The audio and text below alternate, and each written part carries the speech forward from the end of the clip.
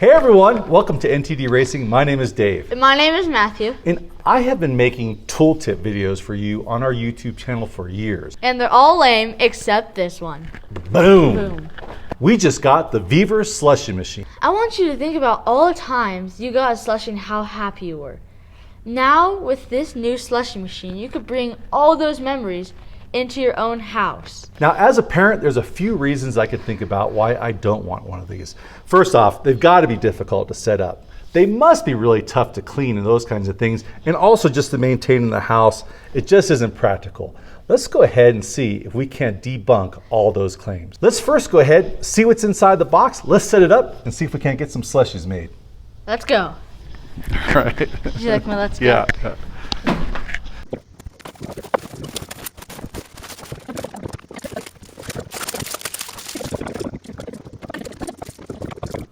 All right, this is a really nice looking unit. Let's go ahead and see what we pulled out of the box. First off, the basic slushy machine.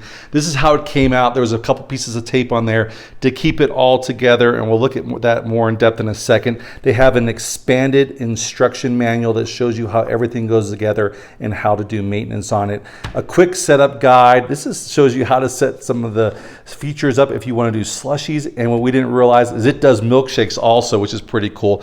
These are some extra seals inside there, and we're going to kind of show you where some of those things are, and it explains how to replace those in case later on the slushy machine gets worn from excessive use, which hopefully it will. A 6-foot power cord. What kind of power goes on this thing? It looks like on the back that you're going to need 120 volts at 60 hertz, which is like most countries, but if you're going to be like, I think England is like maybe 220 or something like that. And there's some other places that run off of 220, so you would need to get one specific to your country, but in the United States, that's the power that we run off. Since we just unpacked this thing, the first thing I want to do before we put beverages inside of it is clean the whole thing out. Let's go ahead and do that, and while we're doing that, we'll probably figure out how this whole thing works. So how tough is it to clean these things? Let's go ahead and start taking this thing apart and cleaning it before we make the first slushies in it. And then I'll talk about how the whole thing is put together and what I think about its constructions. First off, just the drip tray, it looks like it comes off. Obviously that can just probably be rinsed out. The next part we're gonna take off is what's called the loading bucket. It's got these cams. We're gonna rotate these things forward, and you'll actually see the whole loading bucket shift forward a little bit. We can just grab it and just simply pull the whole thing out. And this part, we'll just go ahead and wash this thing out with some water and some soap. This part here is called a stirring blade. We'll just pop that straight off. It just goes right onto this keyed shaft right here, and we'll go ahead and rinse this whole thing off.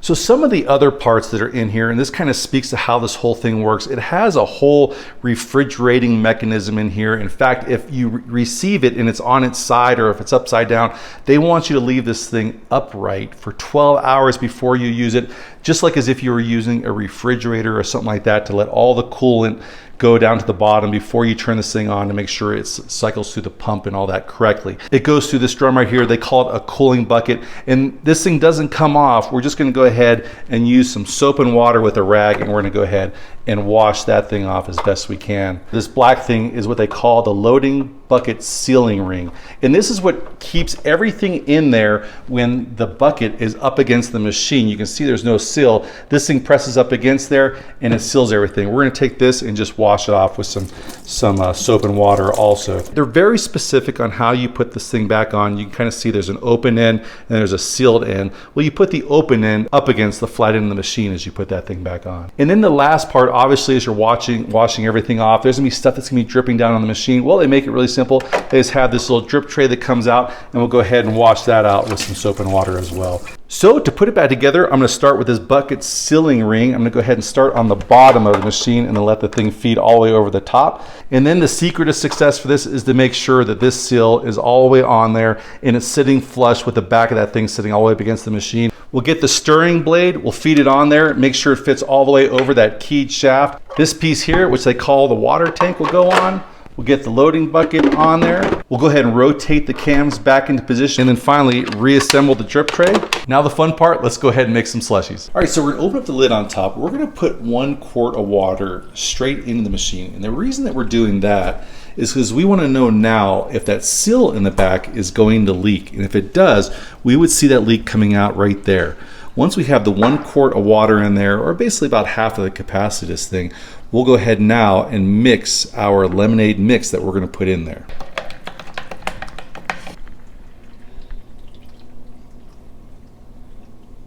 All right, so now, just like any appliance, we're gonna go ahead and plug it in. A little parent supervision required for this part, and then we'll wait for the machine to turn on. Now that it's on, you see a power button. We're gonna go ahead and push the power button. We're gonna select the slush down there that we wanna make a slushie. This one? Yep. At this point, it defaults to a certain coldness level, which kind of will dictate the thickness of the slushie. They say the default's pretty good, so we're gonna go with that. Now what we do is hit the play button.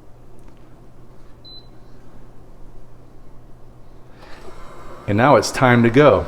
We're gonna go ahead. We've got a timer here. We got a GoPro. Let's see how long it takes to make this thing make a slushie. Okay, lesson learned number one with the machine is that it takes about 6% sugar mixture inside of here to make the machine operate correctly. So I think we were low on the sugar content. We mixed in 4 of the cups from the Country Time lemonade in here, and it eventually gave us an E4 code telling us that the sugar content was too low. We just added 2 more cups in there. We probably could have added 2 more because to get 6% sugar in a 2-liter bottle, it would require 1 1/3 cups of sugar or almost 8 of those scoops there. But you can kind of see how we're already getting the mixture here to look like a slushie. So it looks pretty good where it's 6 of those scoops. So we're just slightly under 6%. We'll see how it does.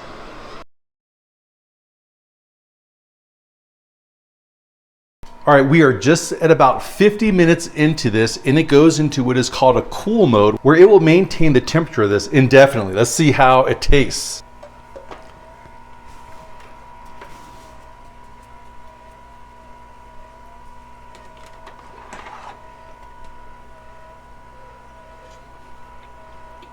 That is a really good slushie. So you can see how after a little while, this thing went from like a chunky consistency. Now it's very uniform. We could probably make it a little thinner if we turn down the temperature of this thing. However, this thing's gonna go for a while. We have a friend who has one of these, and he lets it run for like a month with the stuff in there. So it can go in here, I think, for a while, but right now, total win. Oh man, we are crushing some slushies. This thing is a total game changer. Where this thing is going to live most of its life is in our racing trailer, so that when we're done with the Mid 400, Baja 1000, you take off all your race equipment, boom, you're eating some slushies. I think it's going to be pretty awesome. So Eating some slushies. I don't know, Serpent, working on some brain freezes, that's all I know. Check out the link in the description below. I think we've checked on it right now. $229 from VEVOR, and it's a pretty nice appliance. I'm also in that link. We will get a commission. I think I can also get you like 5% more off. Check it out and see if I can. Hopefully this thing will be really easy on the pocketbook. We're kind of big milkshake guys. I can't wait to try the milkshake function. This thing has tons of features too, and the next thing we try is we can make milkshakes on this thing. Milkshakes.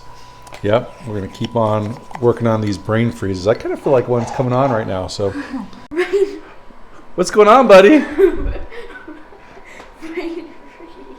So anyway, we'll end it at that. Please like and subscribe. Ring the bell for notification of future episodes. That's the most important part, because if you don't, there's a good chance you won't see one of our videos just because of the way the YouTube algorithm works. And we definitely want to see you next week. Take care of yourself. Peace.